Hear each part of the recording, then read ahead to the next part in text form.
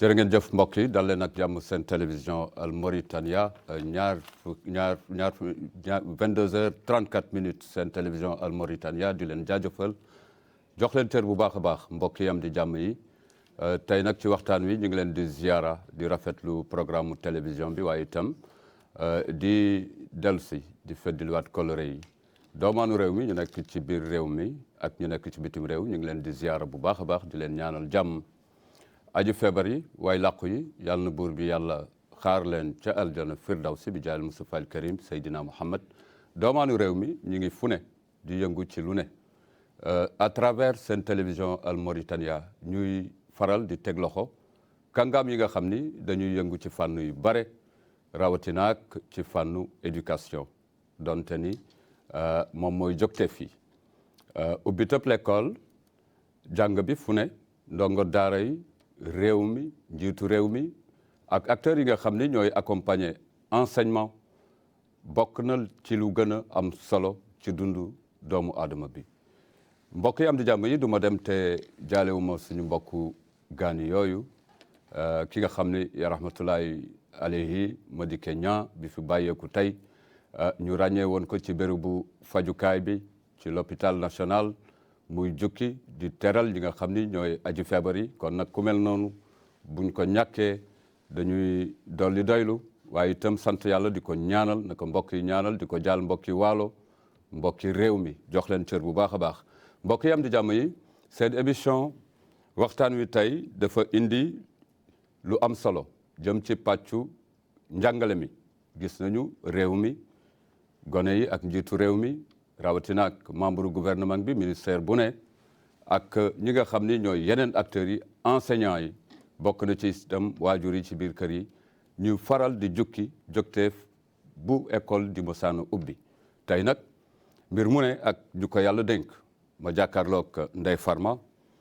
Farma Sarr di coordinatrice yore bokk ci kuréelu communication bi nga xam ni ci ministère de l'éducation waaye itam buumu jokkoo gi ak micro public loolu bokk na ci lu gën a am solo mi ngi noonu sama lingeer bu ñaawul boobu maa ngi koy ziara ak Binta Cheikh Dieye di chef de division ca ministère de l'éducation nationale kon nag tey dafa mel ni waxtaan wi am na jogteef bu am solo donte ne jigéen ñi ñooy wax tey ci fànnu éducation dina am solo lool di jaajëfal caméraman yi ak suñu réalisateurs yi soxna Ndeye Farma asalaamaaleykum wa rahmatullah wa barakatuh. waaleykum salaam wa rahmatullahi wa barakatuh. balaa loolu dañuy sant sang-sang yi julli ci moom sallallahu alayhi wa sallam nuyu askanu Mauritanie yëpp nuyu ñi nga xam ne ñoo ma fi yabal muy waa ministère de l'éducation nationale. di la sant yow tamit di la gërëm ci invitation bi. jërëjëf soxna Binta Cheikh Dieye asalaamaaleykum wa rahmatullah wa barakatuh. waaleykum salaam wa rahmatullahi taala wa barakatuh. noo ngi nuyu mbokki téléspectateurs yi di sant aussi suñu ministère bi ñu yebal di ministère bi yore joriñ bi yore njàng mi di leen sant aussi yéen waa El Mauritanie yi ñu jox opportunité bi toog fii di waxtaan ak askan wi. alhamdulilah jërë ngeen jëf mbokk yi ñu ngi fàttali ni dinañu amal bu mu jokkoo ak Ël bu ndaw nekk ca Deren bu Rosso dëkku maam di nuyu mbokki Rosso yëpp di leen jaajëfal mbokk yi am di jàmm yi dañuy daal di dugg ci waxtaan bi Ël bu na nga def asalaamaaleykum wa rahmatullah wa barakatuh. waaleykum salaam wa rahmatullahi taala wa barakatuh. ñu ngi lay jaajëfal di nuyu mbokki Rosso bu baax a baax Ibrahima Wade. waaw jërëjëf nuyul mbokk yi ñuy seetaan.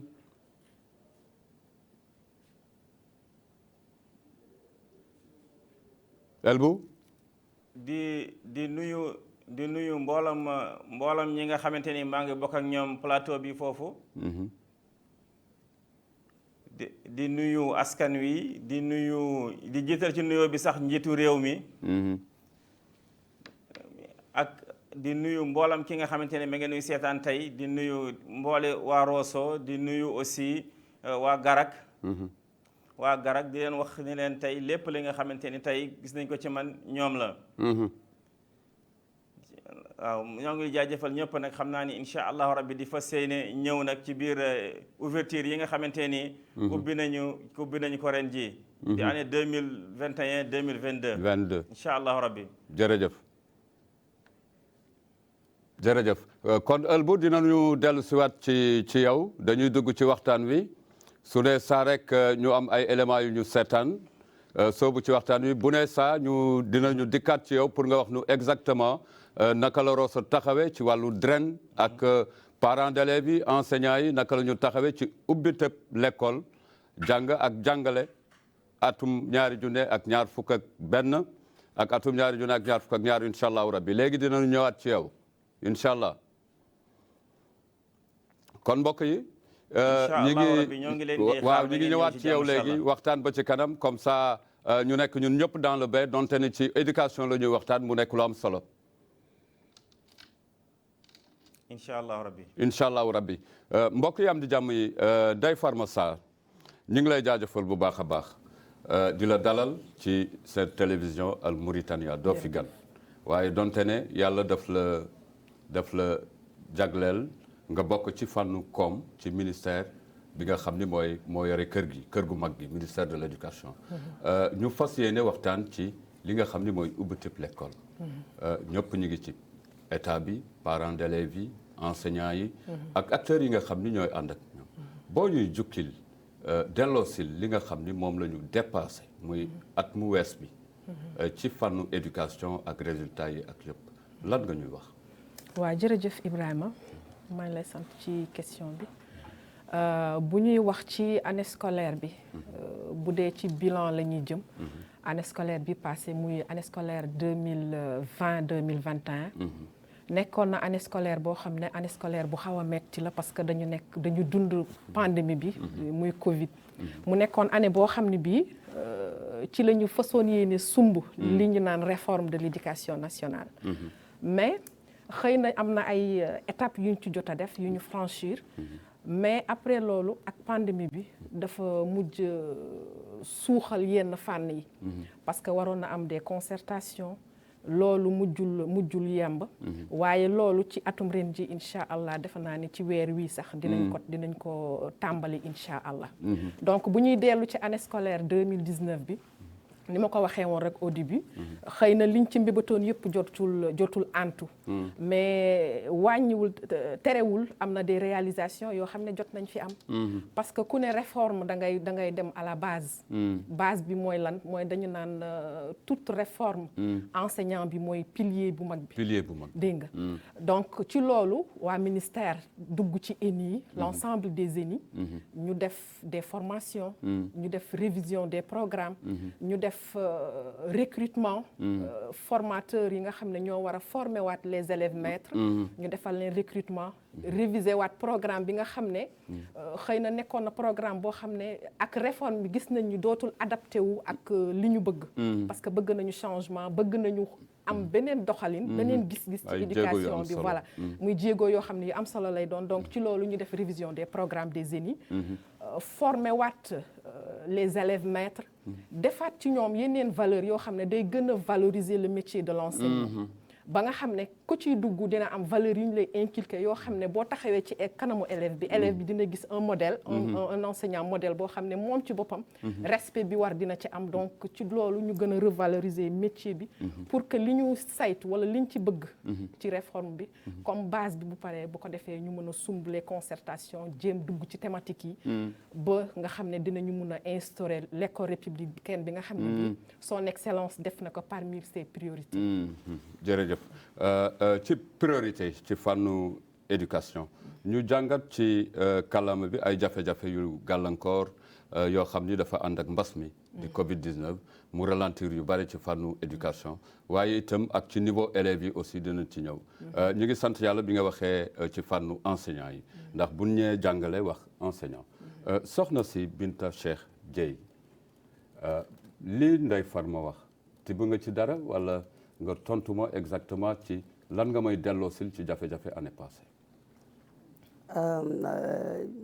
jaajëf Serigne Ibrahima maa ngi lay sant di la gërëm ci question bi nga xam ni wax dëgg fa yàlla laaj bu ñu sawar la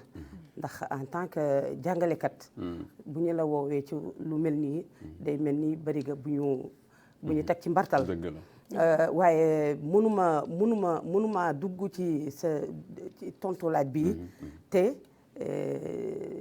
delluwuma tuuti ci jëmmal bi son excellence monsieur le président de la république jëmmale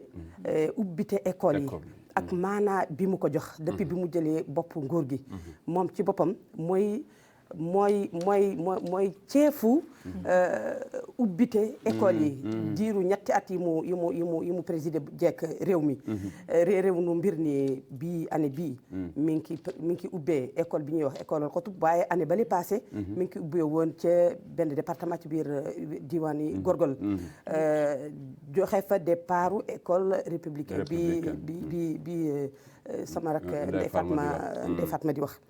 voilà ci loolu xam nga bala nga naa ni naam ne fa la olof wax yàgg na ñuy woote defar yàgg na ñuy woote defaraat yàgg na ñuy woote defaraat toogaay waaye kii nga xam ni mooy bopp réew mi bu jëlalee tànkam dem woote taxaw wane aussi li mu wax yépp taxaw ci école républicaine commencé na taxaw dolli ci lii Ndeye Fatma Sarr wax sotti ay jumtukaay di ay livre di ay lépp jumtu boo xam ne bii jàngalekat dina ko dimbaliko ci liggéeyam ci biir yéenam yéen di salle de classe yombale nañu ko liggéey bi ba nga xam ne bii wax dëgg fa yàlla lii di mbirum njàng ak njàngalekat ci réewu Mauritanie mën nañu wax ni yëg nañu fi coppeeku yu bari ndax nun dañu dundoon beneen jamono yàlla def nag beneen ñëw nu fekke ko alhamdulilahi rabbil alamin gis luñ ci gis taxaw seetlu wax dëgg yàlla dëgg la am na solo taxaw seetlu bi am na solo jàngat bi mbokk yi dañuy dem ànd ak Sabaax suñu régie ñu jox ñu suñu élément bi jiitu altine bi ñu weesu tombeeg ñeenti fan ci weeru octobre atu 2021 doon bés bu njëkk ci ubbiteb école yi fii ci réew mi doon tamit ñetteelub yoon boo xamante ne ni njiitu réew mi Mohamed Ould Cheikh Al Ghazouani moo ko jiite loolu ma nga amee woon fële ca Daara Naim daara jooju ñu duppee Xutub moom ci jotaay boobule daal dinañ fay sargal ndongo daara yi ñu gën a ràññee ci at wi ñu weesu génne ci jongante yi amoon ci réew mi naka noonu tamit jàngalekat yi gën a xarañ jox nañ leen ay ndàmpaay bi loolu weesoo moom njiitu réew mi dem na nemmeeku ji li nga xamante ne ni moom moo di ay classe yu ñu doon tabax foofule te ñi ko amaloon di jëriñ ji ñu dénk wàllum dëkku waay yi ginnaaw loolu ba tey moom njiitu réew mi doon na saytu fukk ak juróom-ñetti naamar yi nga xamante ne ni dañ koy yebal ci goxaat yi jox ko inspecteur yi nga xamante ne ni ñoom ñooy saytu jàng beek njàngale mi foofule ca Asaba ca Gorgol ci ñaari xod yi ak ci Gidi Maxa loolu nag di ndaamar yoo xamante ne ni ñi ngi ko am bàyyeeko ci li ñu duppee projet PADE2 bu Banque mondiale loolu di wane taxawaay bi nga xamante ni nguur gi taxaw na ko ngir saytu jàngale mi doxalin bu yees bu njiitu réew mi daal di tëral bokk na ci yokkute yooyu ñii di saytu jàngale mi ñuy yokk seen ay allocation ci 16 ba 18%. Bokk na ci tamit li nga xamante ni moom moo di tegal juróom ñetti téeméeri comité de pilotage maanaam ñoo xamante ni dañuy saytu jàngale mi bokk na ci tamit allocation bu 1 milliard ak genn wàll bu nguur gi yokk ci gafaam ngir rek jàngale mi mën a sax fii ci réew mi waaye tamit ngir ndongo yëpp mën a jàng te duñu fay dara li nga xamante ni nag moom moo di encadrement de proximité ñu yokk ko ci téeméer boo jël ñu yokk ci téeméer ak juróom-ñaar fukk mbir moomu nag ma nga xewoon foofule ca Daaru Naim ci daara jooju di ñu duppe al xutubul mëm ci teewaayu soxna borom réew mi di docteur Marème Mint Da xewoon tamit ci teewaayu jiitu jëwriñ ji Mohamed Ould Bilal.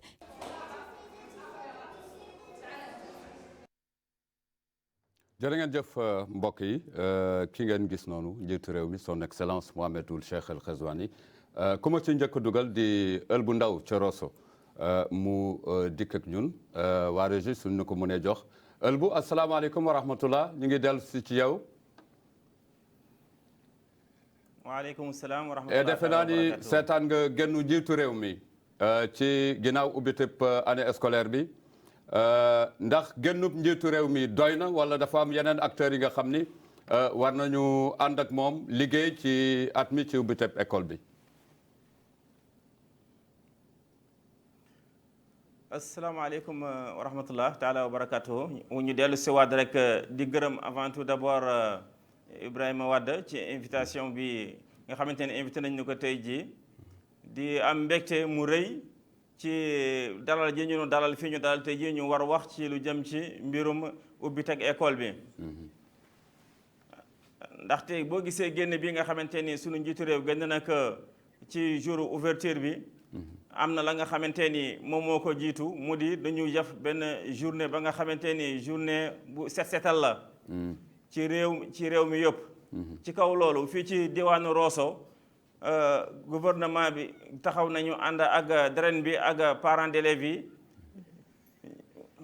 ñu set setal mboolem li nga xamante ni moom moo di école fii ci région bu Trarza rawatina fii ci Rosso ci def nañ ko ci école 2 DREN bi ñëw na ànd ak conseiller wali bi ànd ak xaakam bi ak maire bi ñu génne mboolem li nga xamante ni war nañ ko jumtukaay yi nga xamante ni war nañu ko set setalee école yi waa ci kaw loolu ba mu amee dugg nañu ci école yi set leen ba mu set bay nga xamante ni le 4 lundi bi ba mu ñëwee élèves yi xëy nañu dem école bon ci kaw loolu aussi professeurs yi nga xamante ni affecté nañu leen ñëw nañu ci waxtu bi nga xamante ni war nañu ci ñëw ba ñu ñëwee fekk nañu directeur régional bi def mouvement bi nga xamante ni def nañ ko kenn ku nekk ñu yóbbu la ci sa place bi nga xamante ni fi nga war a jàngalee yow boobu bay léegi ubbi nañu incha allahu rabbi mboolam jàngalekat yi ñëw nañu élèves yi aussi ñu ngi ñaan parents d'élèves yi ñu gën leen ñaax wax leen ne leen nañu ñëw aussi ndaxte gis nañu mu xaw des waaye mboolam luy école ci diwaanu Trarza amul benn problème ñëpp ubbi nañu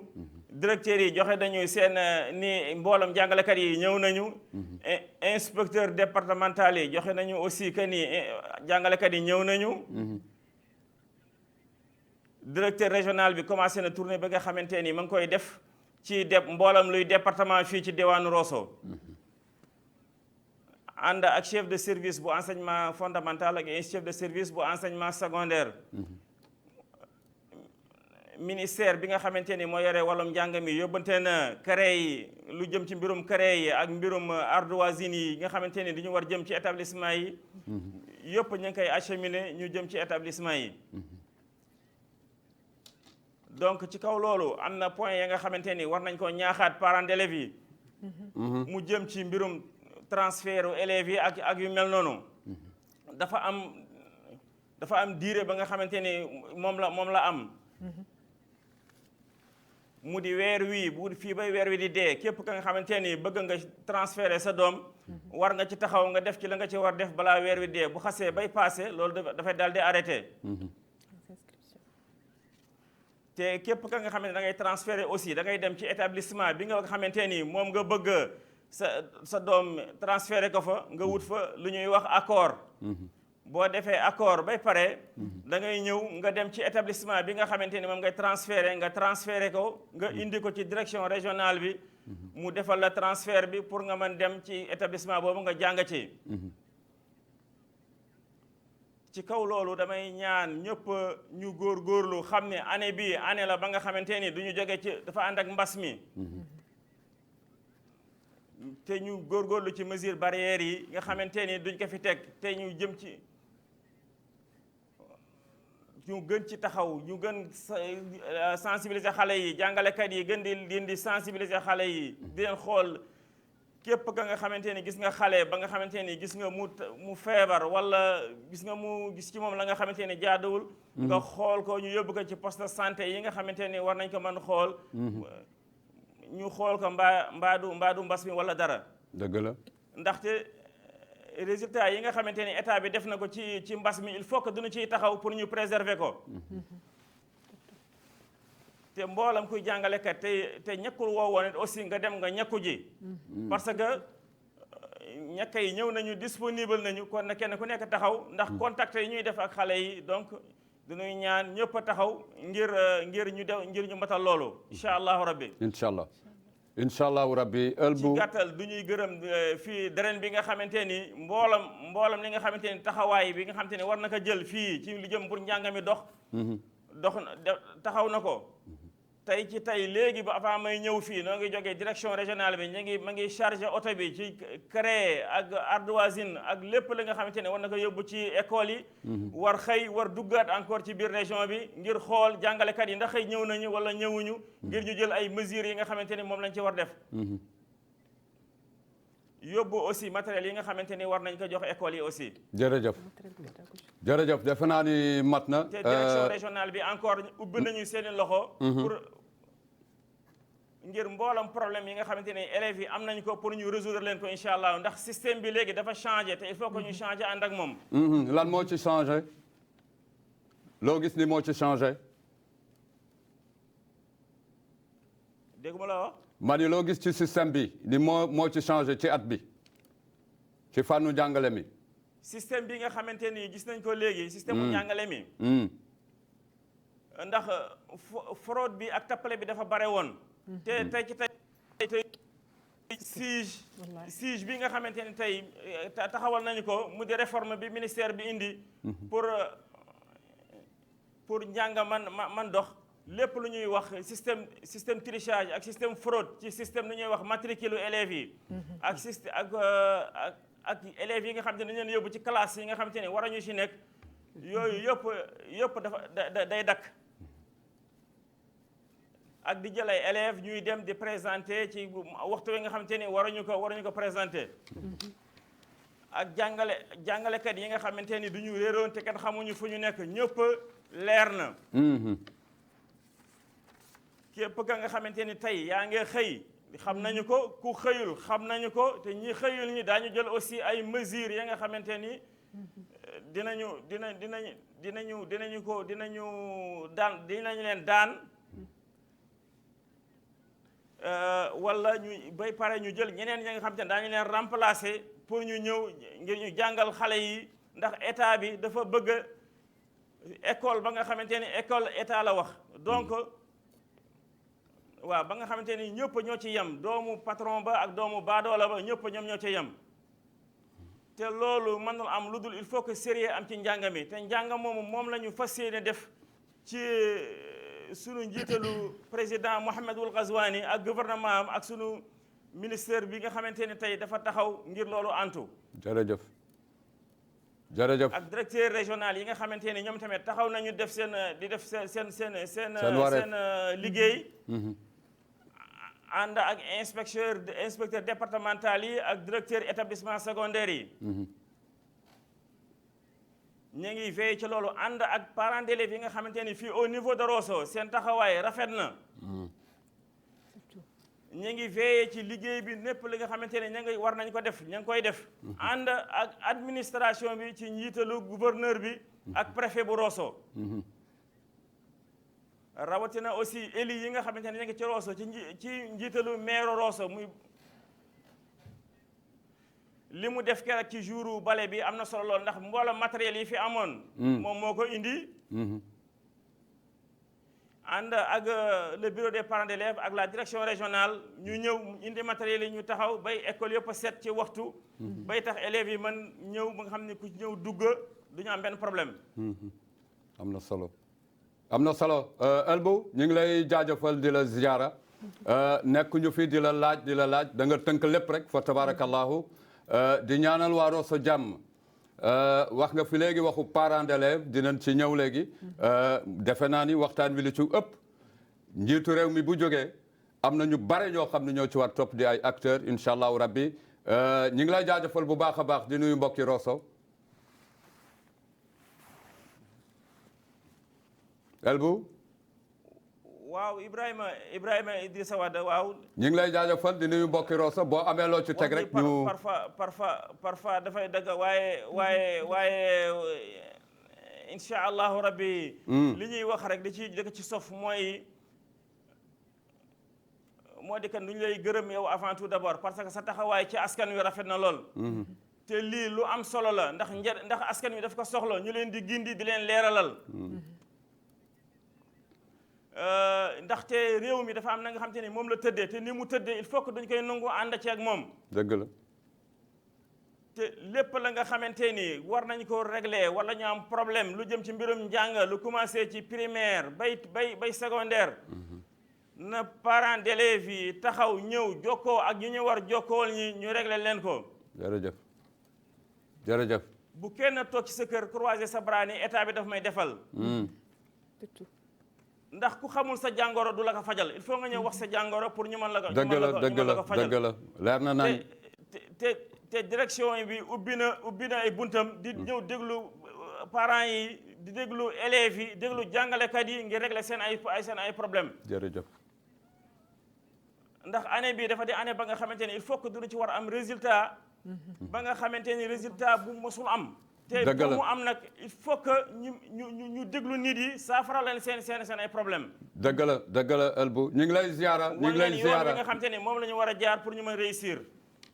dëgg la incha allahu rabbi ñu ngi lay ziara di la jaajëfal bu baax a baax di nuyu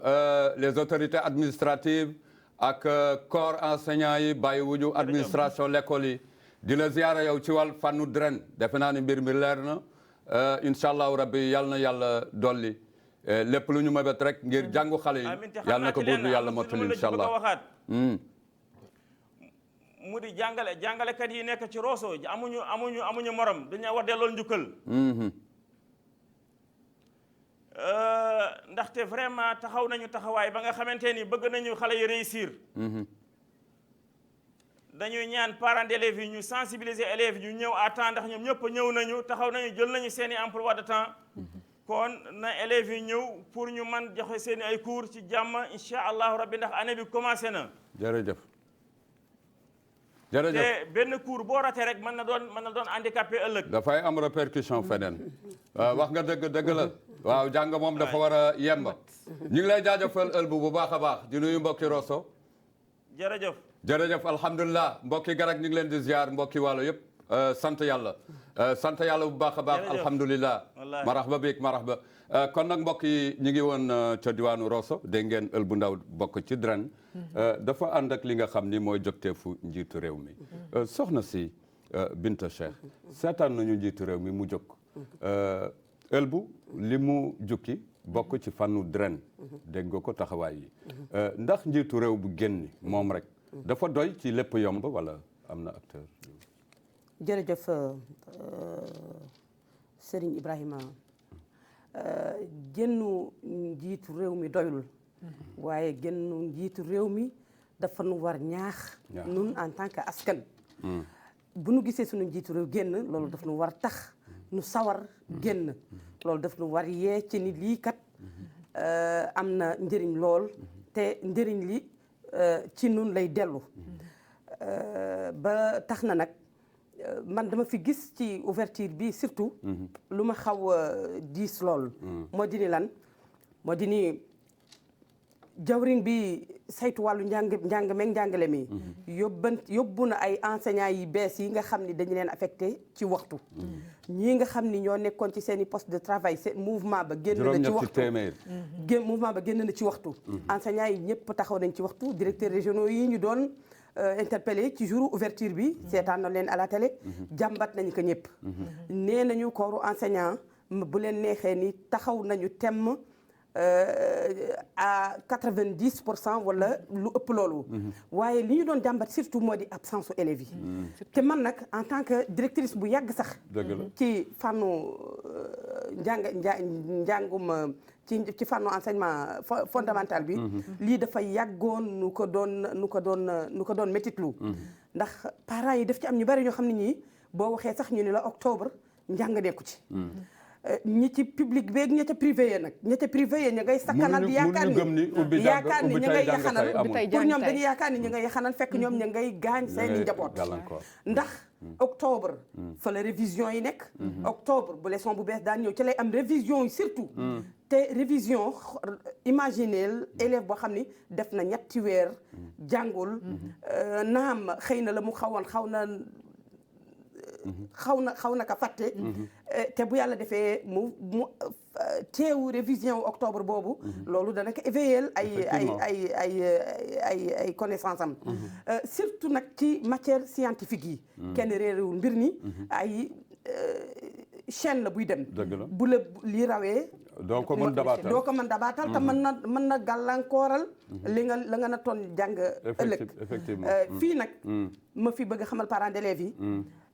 ku ci xamoon ma yokk la xam ku ci fàtte ma bëgg la fàttali ni njàng moomu ñu naan ni amul ci octobre rek la am ren comme ni ko El bu ndaw waxee bi ministère bi lancé journée nationale pour setal école yi c'était defe naa ni le 30 octobre alxamis bali passé dégg nga ndax école yi daan nañu am semaine di leen bale élèves yi ñu ci bare daan nañu daw premier jour deuxième jour ouverture ndax mbale ma ren nag du ministre lu toll na ministère lancé loolu waali ya jóg préfet ya jóg maire ya jóg parents d'élèves yi jóg wax dëgg yàlla yombale leen yëpp ba dara desul dul kaay toog ci sa banc te balaa booba tegal leen seen lépp comme ni ma ko waxee woon ca sama intervention bi njëkk bi loolu looy doomu njumtukaay dale ka ca créé règle téere teew na yéen dara jàppatu leen dul kaay leen jàng lii wax dëgg yàlla dafa war fekk rek ñu xam ni ku ne la sangul rek sa taar la bëgg jërëjëf ku la ni sangul sa taar la bëgg fa tabarakallahu am na solo lool Ndeye Farma dañuy des ci contexte bi nga xam ni fa la madame dugg vraiment tey damay wax ni je suis bien assisté parce que quand les femmes parlent de l'éducation surtout ay Linguère dañuy kontaan ci loolu fa tabarakallahu Ndeye Farma soxna si Binta ci kàddoom dafa ñaax parents d'élèves yi li mu wax yëpp waaw bal bi mi ngi ci seen kankay voilà les parents d'élèves loolu am na solo mais bu ñuy wax ci fànnu enseignants yi bare woon nañu ñaxtu ci enseignants yi mode du enseignement ak ñàkk a teew ëlbu artu na lan ngay wax ci waaw bu may dellu si ci contexte bi dama naan ministère de l'éducation ak tous les acteurs de l'éducation lépp lu doon seen wareef ci année bi def nañ ko parce que année bi ouverture bi dafa nekk une ouverture boo xam ne spéciale mu am amélioration yu bëri yu ci ministère bi def bu fekkente ni côté ressources humaines la lu musul am dafa am dañu leen déployer les sortants de l'ENI et de l'ENS dañu leen déployer ci régions yi à temps ñi nga xam ne mooy les DREN 15 jours avant l'ouverture des classes donc ku ci nekk dellu nga parce que ñëw nañ fii ñu defal leen atelier préparer leen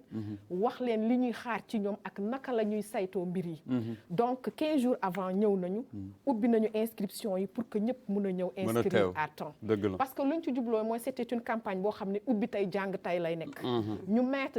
jël ci des mesures idoines jël ci lépp lu doon wareef lépp luy ressources humaines lépp loo xam ne matériel ressource pédagogique la ñu jël ko teg ko à temps donc damay wax rek ne ministère bi xëy na engagement yi ñu jëloon ak jàngalekat yi wala ak ñi nga xam ne mooy les apprenants wàcce woon nañu ak ñoom mais lu ñuy wax rek mooy parents d'élèves yi c'est que ñun les Mauritaniens ñoo amul boobu culture que ñu ubbi tey gëmënuñu ba tey ne mun na nekk lu effectif ubbi tey jàng tey et pourtant mun na nekk loo xam ne lu effectif la parce que ministère bi def na wareefam yëpp enseignants yi ñoom ñëpp ñëw nañu à 95% wala plus même donc lu ci des mooy que ñu sensibiliser les parents d'élèves ñu xam ne la responsabilité est partagée du rek ministère mooy def wareefam bu ministère defee mu sooxee ci beneen côté tamit du dem municipalité yi tamit il faut que ñu impliquer davantage ci éducation xam ne du question politique rek lañ fi nekkee éducation dañ ci war a les associations des parents d'élèves am nañu fi association parents d'élèves boo xam ne c'est bien APE yi bien structuré donc li ci war mooy au niveau régional départemental ñëpp na ci ñëpp bokk ñu am structure bu dëgër bu ko defee tous les problèmes ñu servir le ministère de relais donc problème bu mun a am ci localité bi ñoom ñu indi ko wax ko parce que peut-être que inspecteur mun na dem dina am ay failles peut-être quelque part wala keneen dem wala iden mais parents d'élèves yi bu ñu takkoo ñu xam ne seen wareef la ñu jouer seen rôle defe naa ni ku ci nekk boo jëlee sa responsabilité yóbbu sa doom ni ko da ngay jàngi par force l'année prochaine ubbi tey jàng tey boobu ce sera effectif te les résultats yoo xam ne moom lañ ci xaar dinañ ko am incha allahu rabbi du bokk ak résultat yu wees yi ndaxte gàllankooru coronavirus ak yenn bàyyeeku yi moyens yi sax res yàlla na ko buur bi yàlla nañu ko teggil année bi donte ne si seen kàllaama lépp yemb na mu des parents yi nag war a taxaw gunge xale yi rien que pour avoir un citoyen modèle voilà le citoyen modèle par l'école et par les modes d'enseignement bu ñu nee enseignement dafa bari nag soxna si y a les mahadra en premier boo jëlee l'école fondamentale secondaire universitaire ba nga dem ci ñu kaw yi jardin de préscolaire am na lu ñu jukki mais suñuy ñu dem xooli Sabax mu jox ñu suñu deuxième élément ñu dellu si nag ubbi waxtaan bi Sabax suñu régie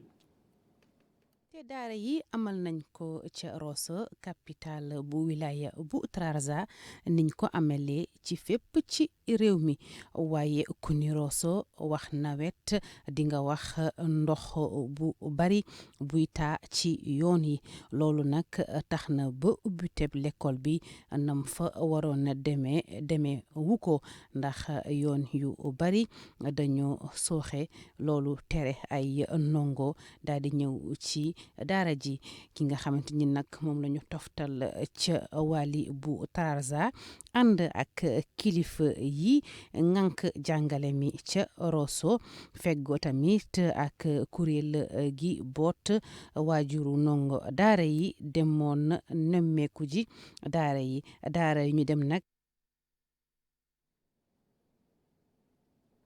jërë ngeen jëf mbokk yi liñ ci jot gis am na solo lool mu mel ni jafe-jafe bu ndaw bi nga xam ni ci gàllankooru nawet bi ba tax na am na école yoo xam ni fa tabarakallahu jotuñu mën ubbi par rapport ak li nga xam ni ël bu jukki na ko day farma gàllankoor boobu dañ ci jóg wala bu fekkee ni dafa am ci Rosso lan ngay digle bon xam nga nit ki ak bëgg-bëggam waaye yàlla mooy dogal te nawet yàlla moo ko yor xëy na bu doon suñu sago instant boobu dina fekk ne xëy na Rosso ak yeneen localités yi du benn parce que Rosso dëkku nawet la day taw ba xëy na ba bi mu arrêté yàggul mais xëy na municipalité bi mairie bi ci seen bopp war nañu jóg te wax dëgg yàlla nag dama koy wax fii ndax Rosso wax dëgg yàlla nax saay nañ torop Rosso bu nawet amee Rosso yëpp sonn coupé du monde nañ ñu jéem a dimbali ngir yàlla ci loolu bu ko defee élèves yaa ngi nii donc lii nga xam ne gàllankoor na ouverture bi parce que condition yëpp jël nañ ko teg ko mais yàlla moo wane boppam foofu donc li ci war rek mooy la mairie de Rosso ñoo war a dimbali ñi fa nekk les acteurs de l'éducation yi fa nekk dimbali leen ba liggéey bi nga xam ne ñoom defoon nañ ko pour l'assainissement et le nettoyage des établissements ñu mottali ko gën leen dooleel bu ko defee ñoom ñu mën a mel ni yeneen localités yi ba même bu ñu ibbiwul bu ñu jàngul dès le premier jour donc ci biir semaine bi dès lundi bi wala mardi bi ñu mën a jàng donc loolu xam nga benn lam kii loxo du tàccu donc affaire bi c'est une responsabilité qui est partagée il faut que ñëpp jàpp si tous les acteurs de l'éducation muy collectivité locale muy municipalité yi ñëpp dañ ci war a jàpp donc bu kiy jàppee fii kiy jàpp fee rek yëpp dina yomb dëgg la mais mbiru yàlla mënuñu ci dara dëgg la taw ñëw na donc inondation. fekk na ñoom commencé nañu def seen yëpp ba pare def nañu ba pare taw ñëw na donc li ci war rek mooy municipalité bi gën leen jàppale affaire bi gën a yomb incha allah incha allahu rabbi Coroso affaire bi gën a yomb am na solo lool ndaxte bu ñuy wax ci mbiru enseignement dina nekk lu am solo soxna si gëm nga réforme bu baax gars yi yàgguñu ko ñame de bu baax a baax. mais boo mooy waxal ci réforme yan pàcc exactement nga jàpp ni war nañ ko mën a laal ci jàngale bi bari na pàcc yu ñu war laal ci réforme ci réforme yi ndax lii di réforme bu bees bii man jàpp naa ni lu Mauritanien war gëm la war gëm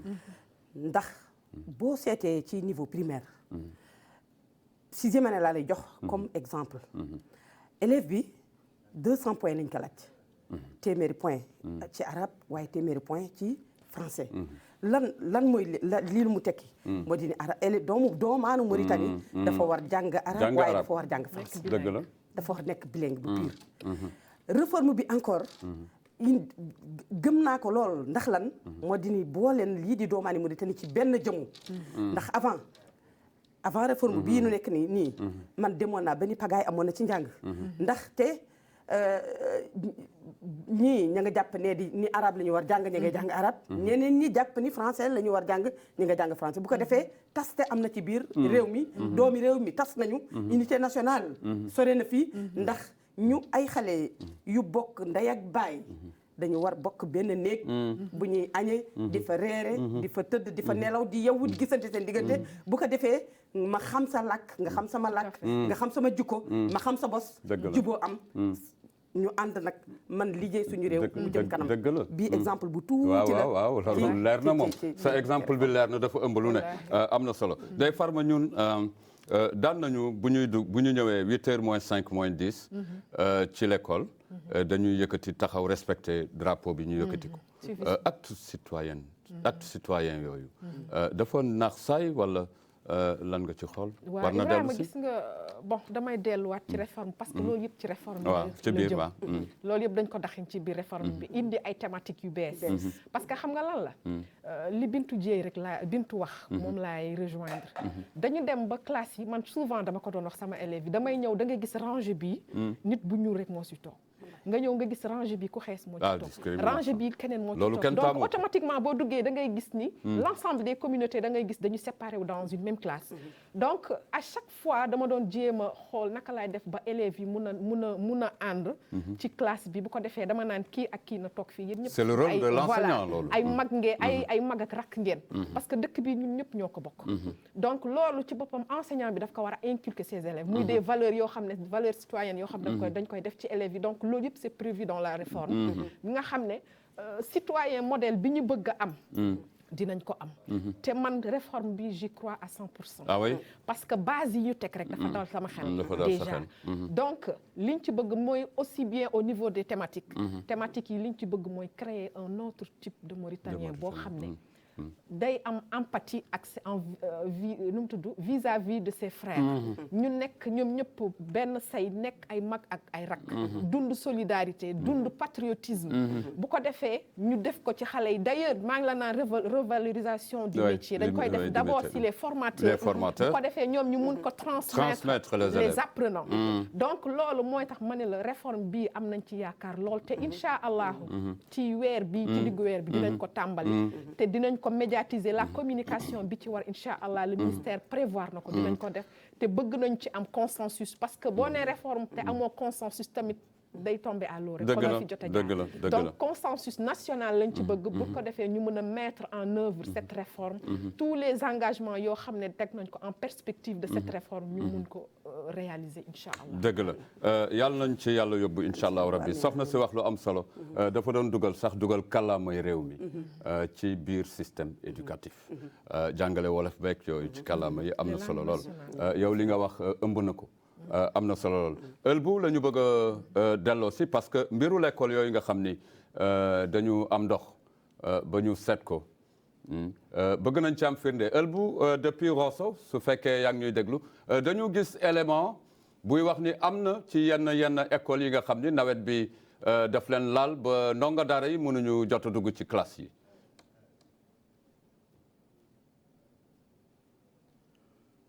asalaamaaleykum waaw ma dellu si waat sëñ Ibrahima ñu indi foofu tuuti leeral. xëy na taw bi ba ñu ne suba la école yi di ubbi. am na taw ba nga xamante ne jot na fi agsi waaye agsi boobu terewul mu élèves yi agsi biir classe gi. xëy na yoon yi ñoom ñoo amoon difficulté rek waaye ci biir école yi fekkoon na setal gi nga xamante ni waroon na setaloon nañu ko. boo xoolee biir classe yi seet nañu professeurs yi ñëw nañu waaye élèves yi ñoo ñëwul. tout à fait. waaye ndax loolu li ko waral mën na am taw boobu mën na empêcher certains élèves ñu ñëw. loolu moom moo waral loolu rek waaye terewul benn école ubbi école yëpp ubbi nañu. alhamdulilah rabbil alamina jàngalekat yi ñëw nañu directeurs yi ñëw nañu. alhamdulilah. damay profité ci biir loolu dama ko waroon njëkke sax waaye sama xel dafa xaw faay ndax di jaale sunu benn collègue. ba nga xamante ni moo doon directrice su lycée 3. muy Fatma madame Fatma. mu doon femme ba nga xamante ni exemplaire la woon fii ci Rosso. di ko ñaanal yàlla mu xare ko àjjana. amiin amiin yaa rabbil alamin. te aussi encore pour ma wax tuuti Ndeye Fatma ni que commune Rosso aussi. moyens yi nga xamante ni am nañu ko indi nañu ko ci jour bi nga xamante ni moom la ñu jagleeloon. jouru mbale mi. maire bi taxaw na indi personnel am mu ànd ak nun ànd ak autorités yi. ñu bale mboolam bale bi nga xamante ne war nañ ko bale ci commune Rosso. noonu lañ ko defee ci yeneen département yi ci biir région bu Trarza. ndax am na ay groupe WhatsApp yu nekk yi nga xamante ne gis nañu communes yu bare yi nga xamante ne noonu la ñu ko defee. donc ñu ci sant maire yi li suñu problème rek moo di que ni parents d'élèves yi. ñoom la ñu bëgg ñu sensibiliser élèves yi pour ñu ñëw jàng si. mais Ëlbu. ci kaw loolu dama lay leeralal ni waaw. Ëlbu.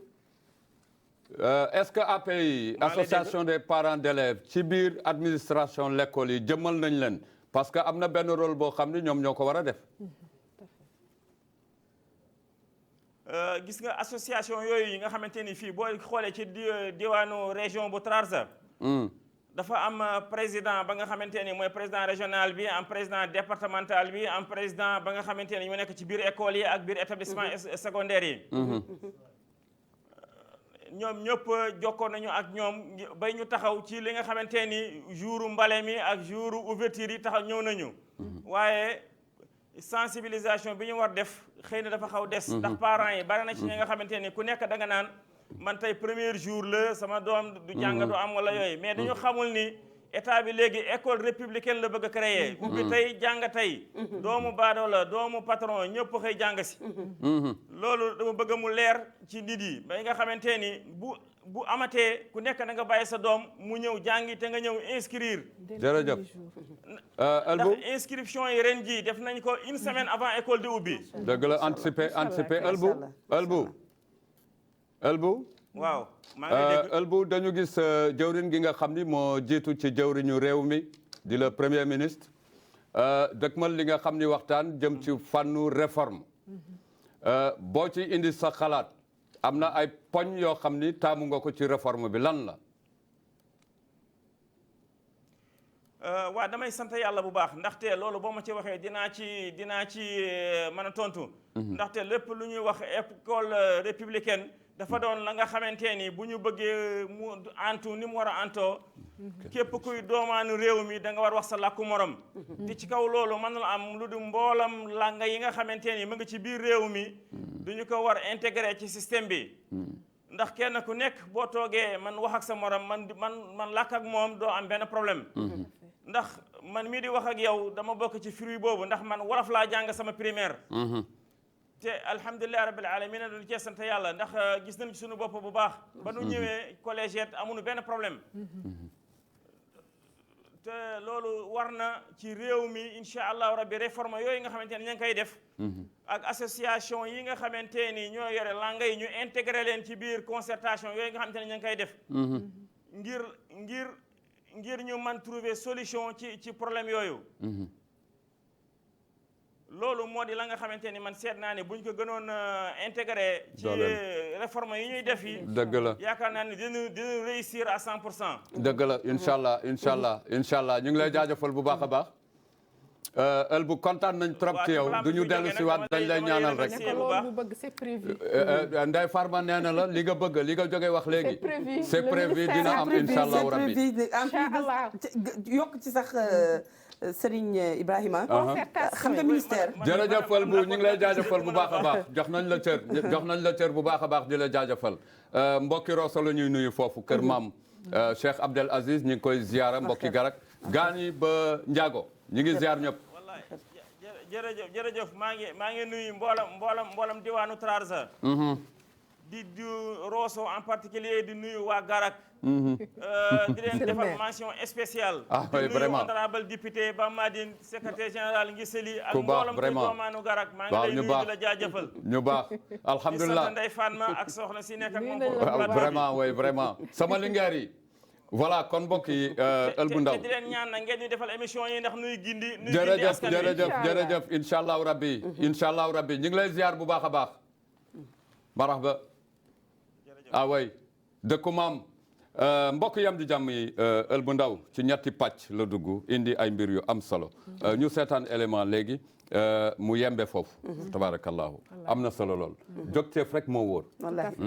am na solo mais quand les femmes dama bëgg yéen ñaar ñi bala ngeen fiy jóge jigéen nu mu taxawee ci éducation ak ci jàng ak jàngale ban rôle la ci jigéen am rôle bu rëy sax muy ban rôle bu rëy diis na de soxna si rôle bu rëy bu diis waaye boo xam ni bii aussi bu oyof la sax ci moom ndax daf koy lu muy dund la lu bokk ci loo xam ni dafa rôlu jigéen ci yar ak njàng ak njàngale dafa mel ne yàlla daf ko moo ñaale si moom waaw ndax comme ni ko arabe yi di waxee kullukum muyassarun limaa xuliqa lahu nun noonu la ñu yàlla sakke noonu la ñu yàlla mooñee waaye loolu ku ko dul dund ci nun sax dafa fekk na mu am lu mu manqué ci moom ndax yàlla daf nu def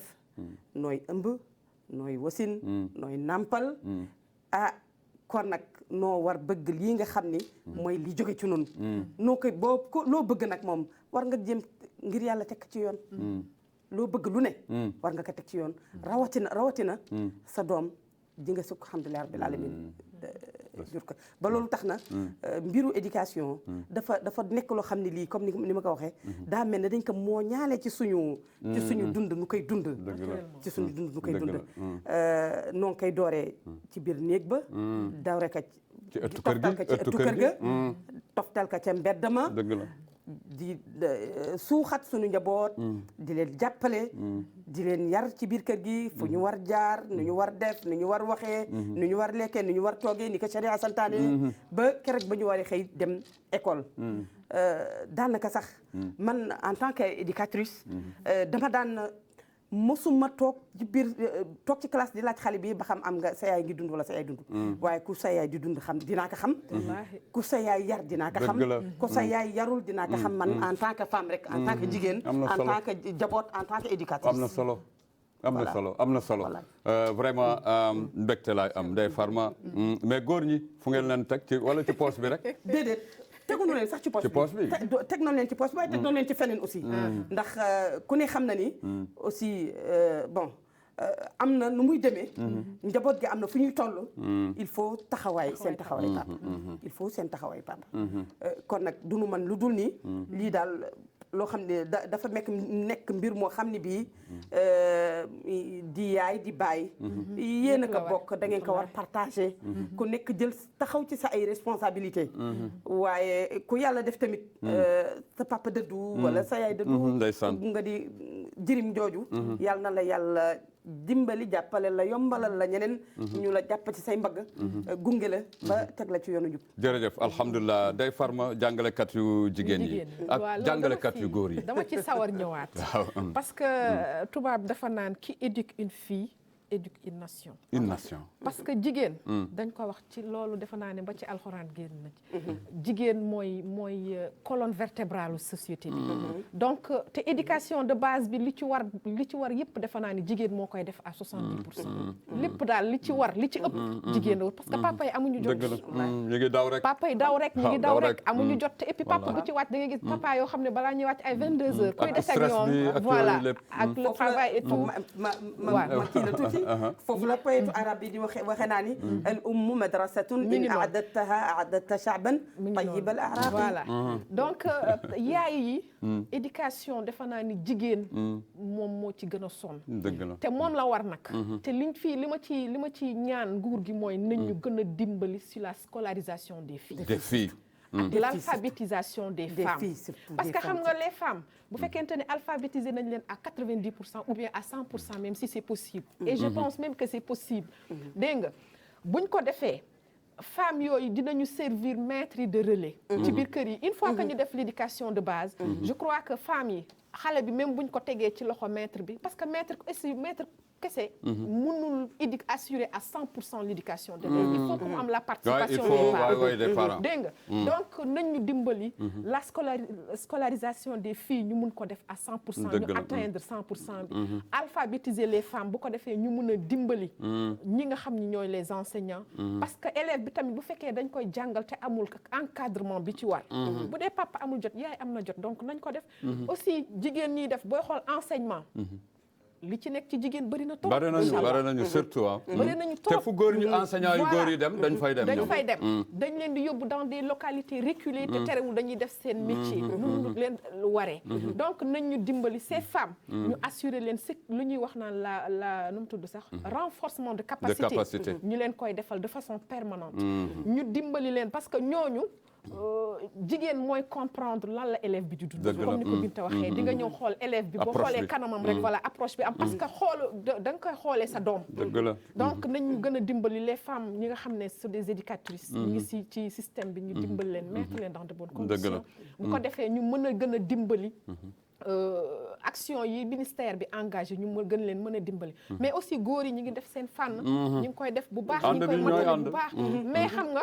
fu góor féete rek jigéen féete fa inchallah donc ñoom ñëpp ils vont de pair li ñuy ñaan rek mooy résultat yi nga xam ne le ministre de l'éducation mi ngi koy ñaan yàlla année bi te ñu am ci yaakaar loolu yàlla na ko yàlla mottalil inchallah rabbi te inchallah dinañ ko am ak succès inchallah avec tous les acteurs soxna si kaddu bu mujj laa lay jox parce que Ndeye Farma a tout ramassé alhamdulilah parce que lii rek lañ ci jublu ñu tag la ci place nga maîtriser exactement soxna si kaddu bu mujj effectivement balaa may def joxe sama kaddu gu mujj damay saluer benn création bi ministère bi créé ren genre bon ñu ngi koy wax turu al-Majlis al-Watani lil-Tahdhib sous présidence madame le ministre ex-ministre de l'éducation Nabou Hamd Haba ma koy conseil national voilà waaw voilà ma koy saluer de passage kooku jigéen la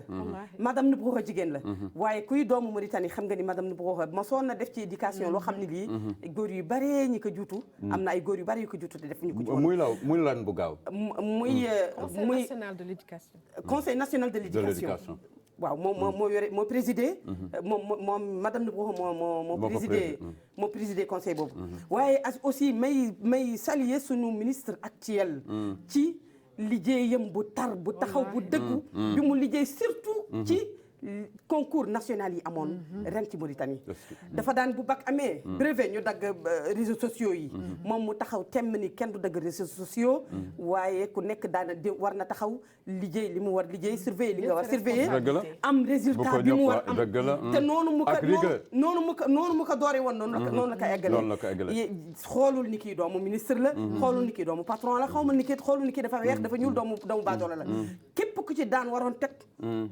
ku ci daan waroon dal teg nañ la daan boobu mais saluer acte boobu di ko waaye di ko ñaax aussi te di ñaax njiitu réew mi monsieur le président de la république Mouhamadul Cheikh Wul Ghazouani mu ngir yàlla mu bàyyil nu fi sunu ministre bii nga xam ni sunu ministre bii nga xam ni liggéey lii mooy sama dernier mot ça vraiment monsieur le ministre une équipe qui gagne. Ah oui, en matière de football ou partout. Ça c'est monsieur le ministre. Ah oui vraiment mbokk yi kenn war ko changer équipe buy gagné kenn war ko changer lu mu sonn dañuy def ci moom rek bàyyi ko mu continuer waaye kenn war ko changer. alhamdulilah Fatma la régie m'annonce que temps bi oui c'est que année bi dafa am ouverture des classes xam nga enseignant daf ouverture bu mu saan jot ci stress lay dund année bi ils se sont dit que enseignement buy dem enseignant buy dem bala ngay dem da ngay am sa prime mu mat sëkk ñu dugal la ci oto yu baax éloignement muy prime de cré nga gis enseignant bu nekk dafa dem réjoui dem rejoindre kiyam dëkk bu mu localité bu muy jàngale ak xol bu sedd donc c'est un geste à saluer ku nekk ci ñoom luy sa prime dem nga ko yóbbu ko dem nga bàyyi sa kër ak xol bu dal te macha allah enseignant bu xolam dalee mu am résultat inchallah jërëjëf mbokk yi am di jàmm yi mbokk yi am di jàmm yi dañ leen di jaajëfal Ndeye Fatma Sarr di coordinatrice ci service com am yore tamit jokkalante bi ak service micro public Binta Cheikh Dieye di chef de division ci ministère de l'éducation defe naa yi mbokk yi tey ji laal nañu pàcc yëpp ba mbégte am na ël bu ndaw ca Rosso ca diwaanu Dren mu dugg nag jukki ay kaddu yu am solo yi nga xam ni ël bu ñu ngi lay laaj nga joxe sa kaddu yu mujj ci émission bi. waaw asalaamaaleykum kon ñoo ngi lay gërëm Ibrahima Idrissa Wade xëy na ligne bi dafa xaw doy waar tuuti waaye dinañu tàggoo quoi effectivement waaw ñoo ngi lay gërëm di gërëm sa taxawaay di ñaan yàlla ñu defal la ay ndombo tànk ci biir télé bi allahumma amin ya rabbil alamin mboolem jullit yi nga xamante ni ñu ngi fi ñu di sàkku ñu ñaan ngir sa daraja gën a yokku jërëjëf ak ñi nga fi nekkal ñëpp seen daraja gën a yokku ñoo ñii laay àndal bu boobaa ñaar ñi bu baax a baax jërëjëf alhamdulilah di gërëm aussi sunu drain di gërëm les autorités locales ak parents d'élèves yi nekk fii di wax nañu góorgóorlu xam ne école bi ubbi na nañu sàññ élèves yi ñu ñëw jàng si maa ngi gërëm aussi antenne télé bi nga xamante ne moo nekk fii ci Rosso ci seen njiitalu Ndahmar ak mboolam personnel bi fi nekk maa ngi gërëm ñëpp di jaajëfal ñëpp di gërëm waa Garak bu baax a baax di gërëm Waalo di gërëm toute la Mauritanie jërëjëf